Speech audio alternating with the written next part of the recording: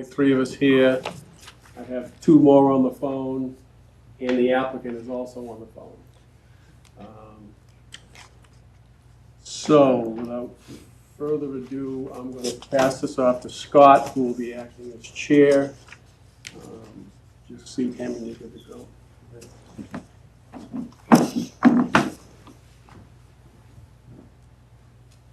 All right, so can we note Jeff Alcourt is going to sit on this one?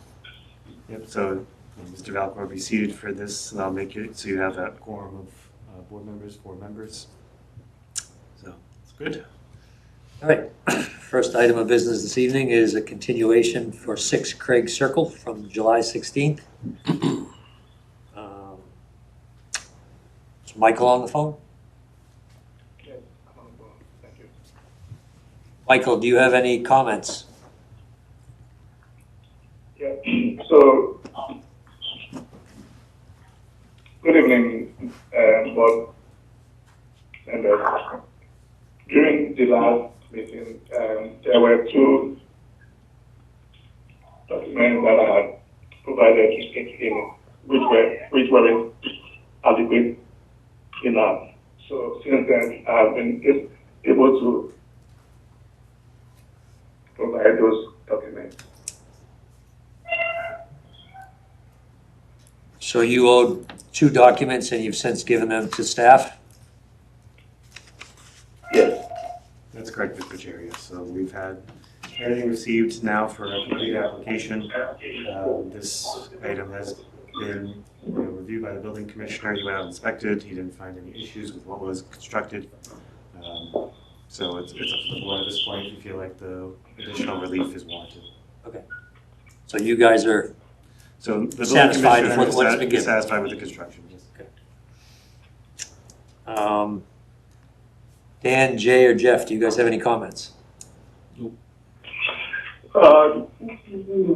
I guess my understanding is that we received everything that was requested then. Is that what I heard? Yes. That's correct, yeah. Okay. And I don't have anything either, Scott. All right. If that's the case, can I get a motion to close the Any public? comments from Anyone here to speak in favor? Anyone here to speak in opposition?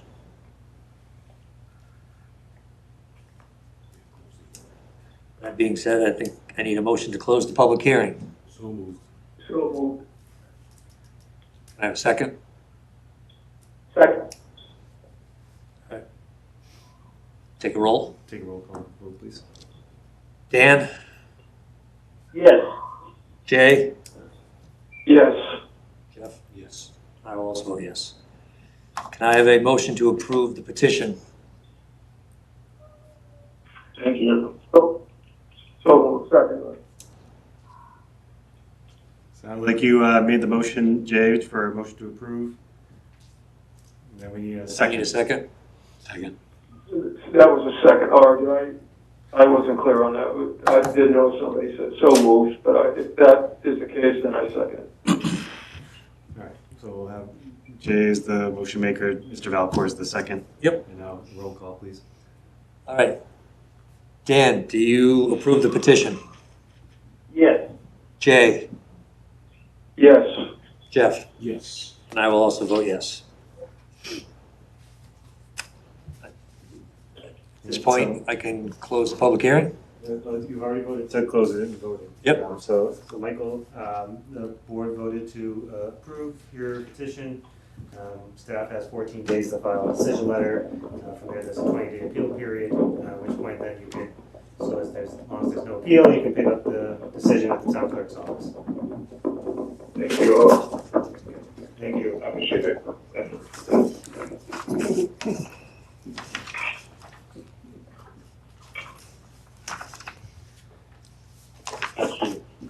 Thank you. Okay, the next order of business is 17 Forest Road. It's a discussion on a conceptual plan. And I believe the petitioner is here. Come up front, give us your name, and tell us what you're thinking about. Good evening, I'm Keith Trawick. See. Thank you.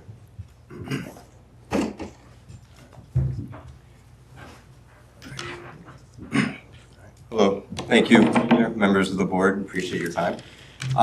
So I'm here representing KC Building. We do a lot of building in town. We're doing Colonel Rules Drive. I'm working with the folks over at Colonel Rules Drive doing that project as well. KC Building, we just purchased this house here, which is 17 Forest. It's been condemned for, my understanding is that there were sinkholes and the house is falling over.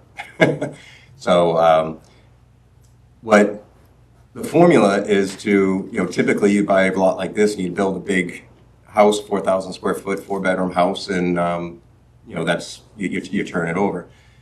We were feeling that the neighborhood, both financially and aesthetically, didn't really lend to a big imposing house there. So what we were wanted to do was see what the board's initial feedback and considerations would be before we proceed with a formal application. We suspect the abutters would like to see something similar to, we have a picture of the house plan, a front elevation, I should say, of the fundamentals that we're looking to work with. On the opposite side of the street, the zoning allows for duplex construction. The blue house that they just scrolled through with that's circled is directly adjacent across the street, and that's a duplex built in I guess the early 80s. So that's our goal. I mentioned our goal is to build something that's going to really elevate the neighborhood instead of overpower it. And we want to do something that would fit well with the town's overall, visions as well. Happy to answer any questions. Okay. So, Joe, across the street is zoned multifamily? No, so that area, I'll pull it up on the zoning map. I believe it's Residence B off the top of my head, but I'll pull it up here.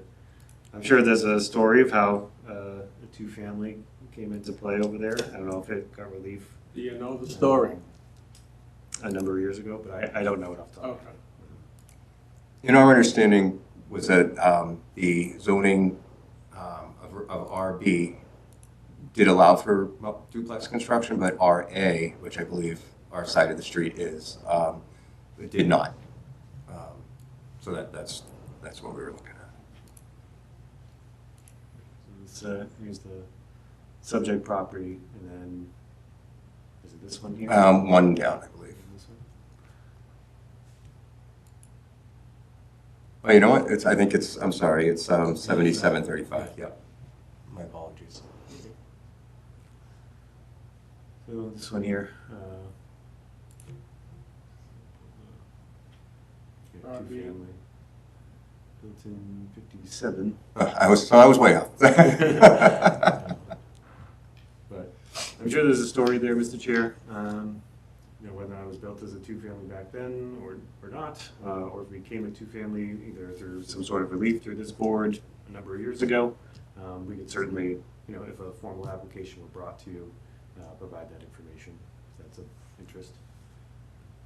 Yeah, if that's an original photo, looks like it's missing the second door.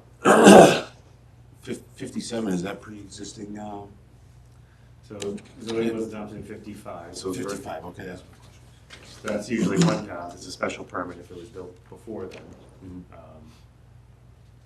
But So how many square feet is the existing house? The existing house is it's a 3-bedroom split. I want to say it's about 1,800 square feet. So it's not particularly large. Actually, he probably has. Let's see. Description.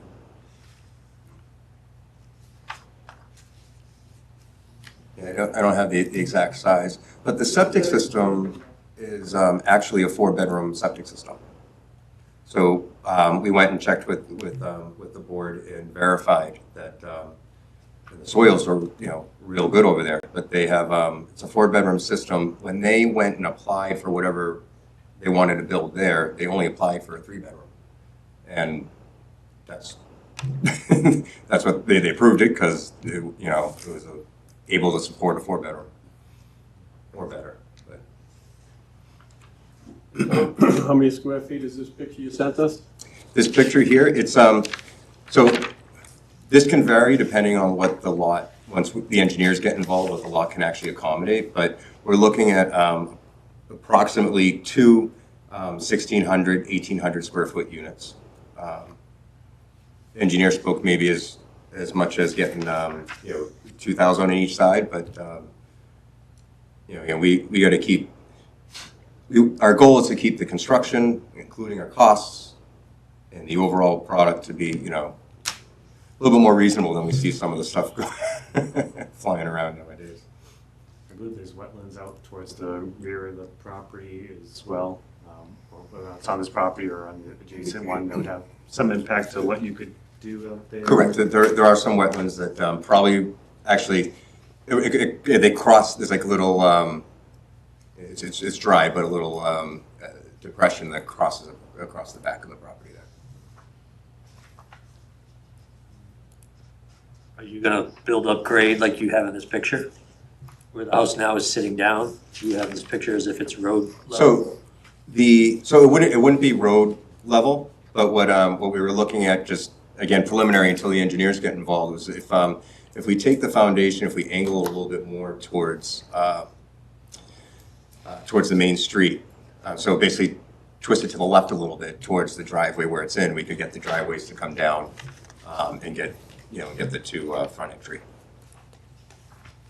But there's a lot of tweaks and considerations, and before we went too far, we wanted to, make sure it was something that, we had a pulse that might be in How favor. big's the lot?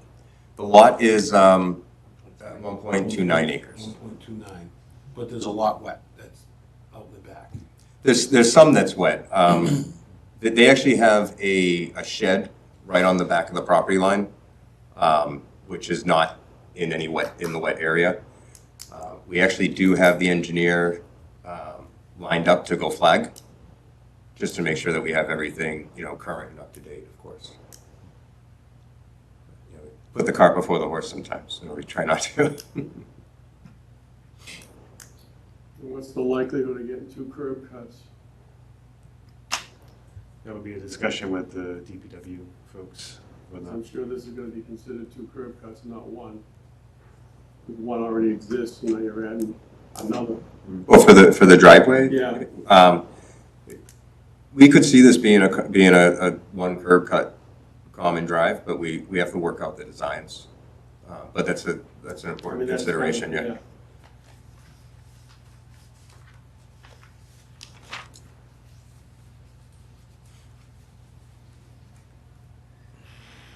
I mean, to me, it's just,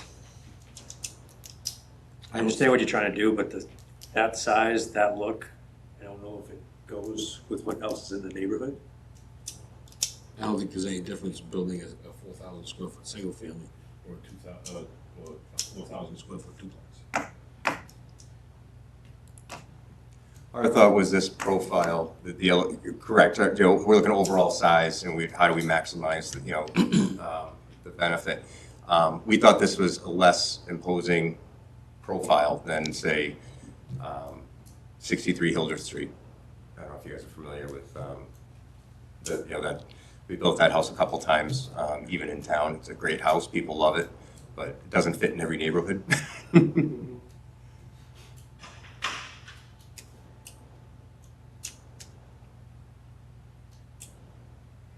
Yeah, so this would be, I guess, unit size that some people can't otherwise find in town, between 1,600 and 1,800 versus a 4,000.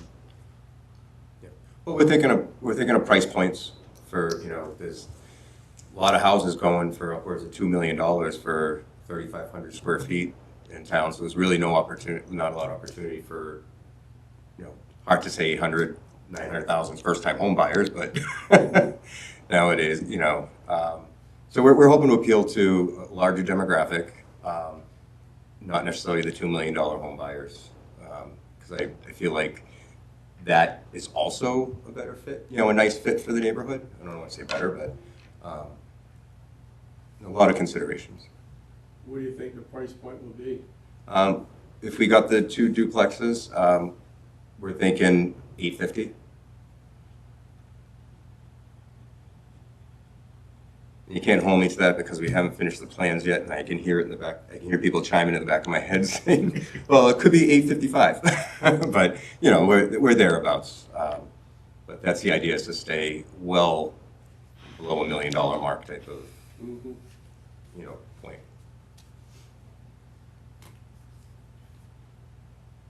I mean, I like the price point, but I still have a sour taste in my mouth about a project over off Carlisle Road. That was supposed to be for residents, they're around 600 and they all went for $1 million. Oh, which one's that? It's the one, the over 55 there with the. Balsam Circle. Awesome circle. Oh. Okay. I'm not familiar with that one actually. But so it was intended to sell for much less and it sold for much more. It was supposed to be like a $650,000, $100,000 home. For people that age in Westford, Yeah, their okay. kids are gone, they can move over there. And then Okay. half of them went for north of $1 million. Okay. Well, it's probably more telling and a compliment to the town than anything else because it's so desirable. But I hear you. And that's if the market changed in what is currently an 850 value, if a year from now, by the time we get everything done and we're ready to sell, if that benchmark has moved, then obviously we have to move with it. But our projections don't forecast that. Oh, no. Frankly, I'd like to say it'd be nice if I could anticipate that, but we wouldn't. Would you have any problem if we made as one of the conditions a size limit? Well, it'll depend on the size that you were thinking of, to be honest, because we want to make sure it has to be at least 2 bedrooms, a unit, and if I could get 3, that's great, but we don't want too big of a footprint. So we wouldn't have any objections to working within any parameters that you guys would want. I think that the reality is 3,600 to 4,000 square feet. But we're here for the feedback. I just think it's a little overpowering for the neighborhood. I was just gonna say Even that. if it's a duplex, and we all know that it's only one half and one half, the overall structure, I think, is just a little overpowering, in my opinion. It's twice the size of anything in the neighborhood. Right, exactly. But it'll also be a smaller footprint than the 4,000 square foot.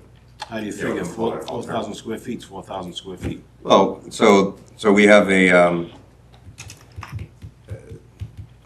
that house that we build right now is 80 feet long by 36 feet deep. That's the footprint on it, and that's a large box. It makes a beautiful home, but it's wide. And deep. So you have the 3-car garage, and you start with a 24 by 48 foundation, and that's the house that would go up. And we're actively seeking an alternative because as much as we like that house and we know where our costs and everything are with it, we want to do something that's going to be right for the neighborhood too.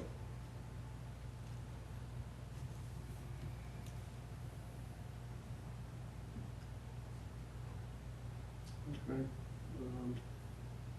Anybody on the phone have any questions?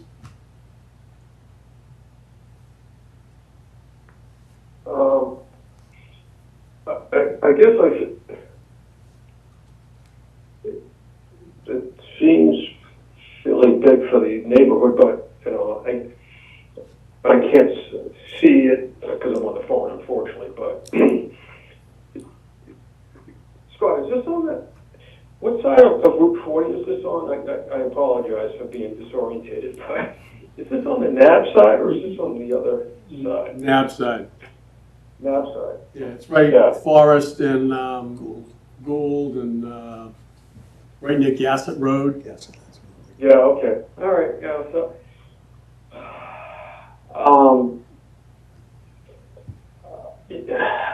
not seeing the scale, I guess, there's not a ton of homes down, at least on the Gadsden side in that area that fit that scale, you know, so that may be an issue with, you know, with the butters, that's all. Right. Right, so, being an ad guy, you know, so, The NAB just, guys. that would just be my only comment, that, there may be some issues from that perspective. Yeah, That'd just be my own comment. okay. Our thoughts, because we don't disagree, our thoughts towards that was, we have an option A and an option B to pursue. So we wanted to do what would be the least seeming too big. And someday the houses will all move, because if you go down Forest, and you guys, I'm sure you've been there, and you turn the corner a little ways, and there's some real big, you know, much larger, much bigger money homes. So there'll be a little bit of a trend. We were trying to keep it a little bit smaller, home body, or, you know, little homey type project, as opposed to something different. Yeah. I think one of the things you should do is have a neighborhood meeting and show everybody this and say, what are your thoughts?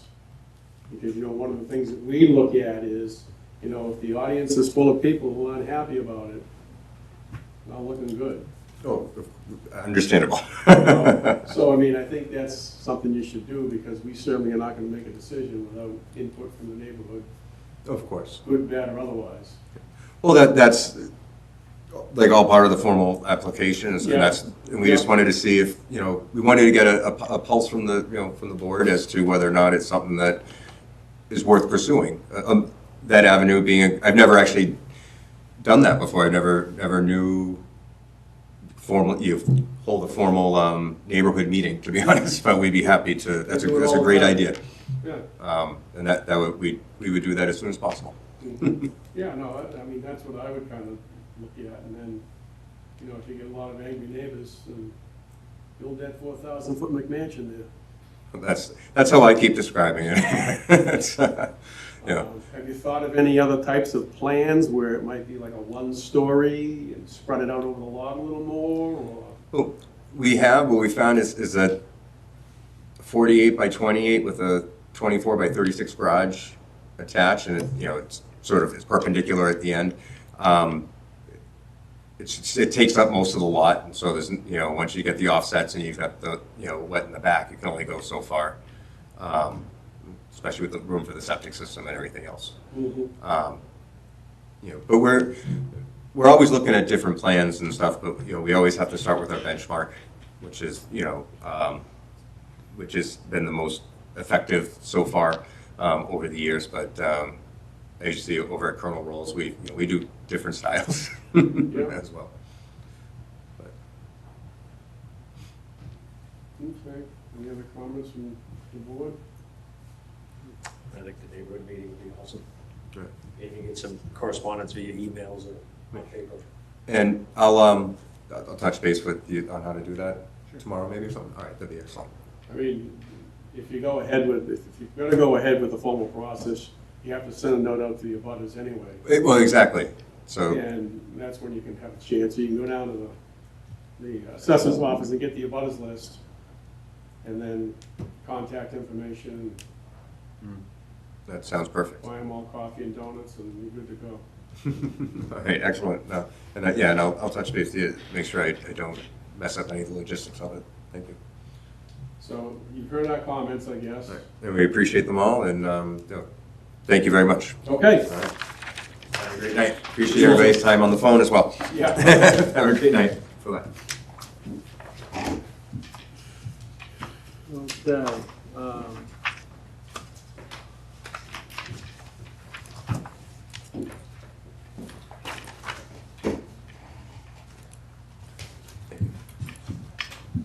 All right, so we've got a lot of volunteer activity forms that we're not going to act on tonight, only because we don't have very many people here to act on them. I think that's kind of an in-person thing that we should do. But the other recommendation that we're going to make to the selectmen is to elevate Jeff Belcourt from to a full-time board member. He's been on the board as an alternate now for a while. He understands the process. And then when we go through this activity, list of activity forms here, that person would be our new alternate. So if you want to. So you're making that motion to I'll make that recommend motion. Mr. Valcourt? Yes. Jeff Valcourt. I'll second that motion. Second from Jay. I'm going to call for a roll call vote because we have the telephone. Jay? Yes. Dan? Hopefully we didn't lose Dan. Maybe. Dan's gone home. Okay.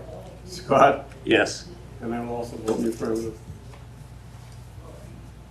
I guess we should also check, do you accept that Yeah. recommendation? Yes, absolutely. Thank you, Mr. All Chair. right. What do, you got it. You did have 3 volunteer activity forms in your packet. We received 1 additional Yep. activity form after your packet was posted. So like we can reach out to all 4 to look to schedule some time to meet with you all at your Yep. next meeting. Yep. And then you can make a recommendation to the Yeah, select board from as there. long as we got everybody here, then that would be fine. Okay. Lately, we haven't been doing so well. Summer's over. Yeah. We'll get with the program.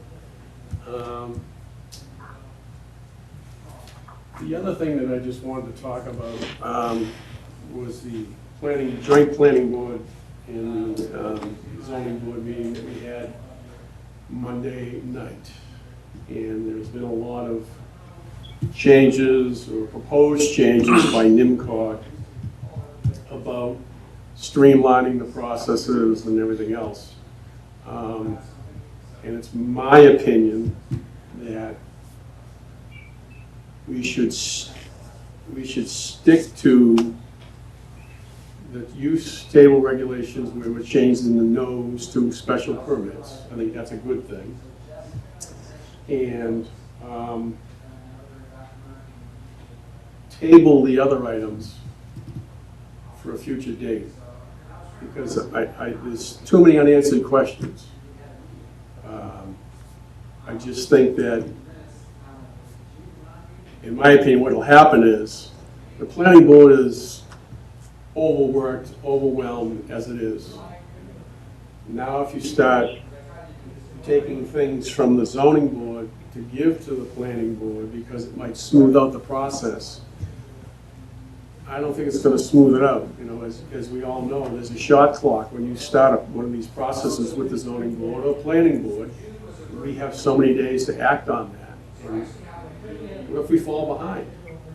You know, that's an instant pass. You know, we don't want to do that. I know, Jeff, you had some comments and ideas as well as far as that whole thing. Yeah, I spoke to Jeff and we both agreed. I think it is too much on the planning board's plate right now Yep. to even consider any of these changes. Yep. And you know, I guess the NIMCOG thing was, they have a budget and they have a pet project every year. Well, we are eligible to apply for technical assistance each year. Right. So this particular year, we knew we had to bring our bylaw into conformance with the latest regulations with accessory dwelling units. So we thought that would be a good project to Yep. get some assistance on. And then the tiered site plan review, that's just been something we started to work on. Then MBTA communities hit, so that got kind of put to the side a little bit. So we were encouraged to pick it back up. Yeah. See what we could do. So that's what I That tiered site plan review just basically talks about commercial properties, change of uses and stuff like that, right? So, yes, it does talk about commercial industrial development. It can talk about multifamily development as well. But we would look to exempt, single families, accessory dwelling units, any temporary uses. Yeah. Or, accessory structures where someone may, or, maybe a commercial facility or multifamily building builds a tool shed or some sort of equipment. All those exemptions would come to Storage. us.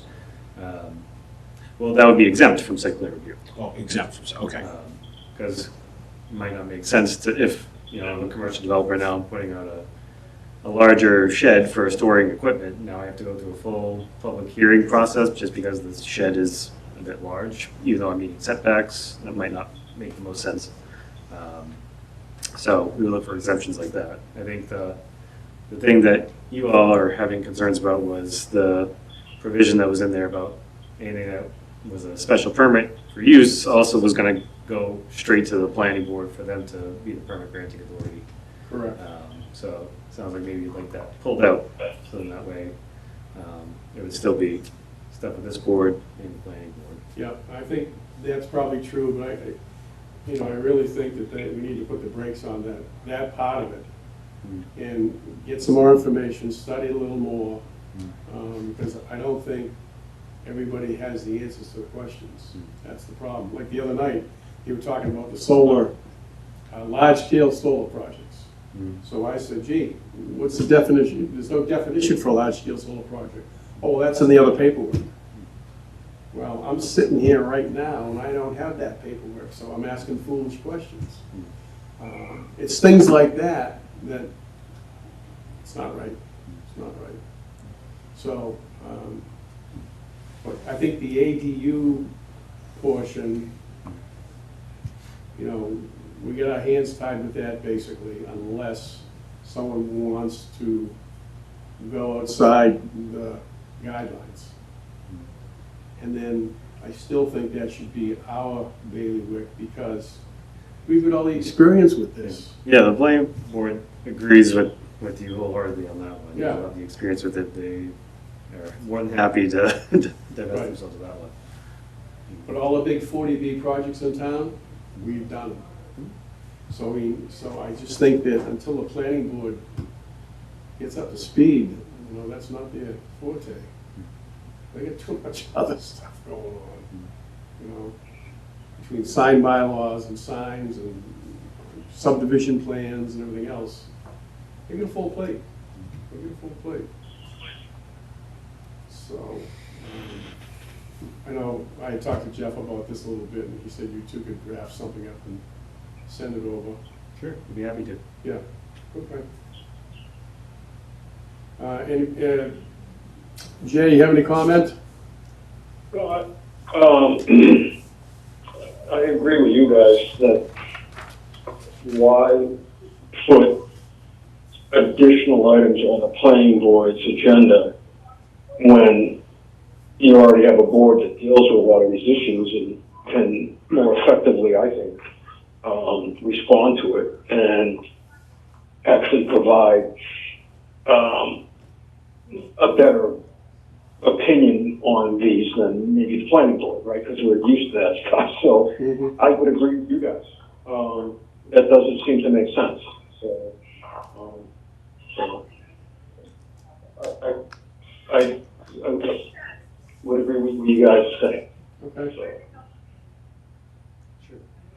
We'd be happy to draft something for you all to review. Okay. Yeah, that'd be good. Anybody else have anything? That's it? Motion to adjourn. Motion to adjourn. So moved. Second. All those in favor? Aye. Aye. All right.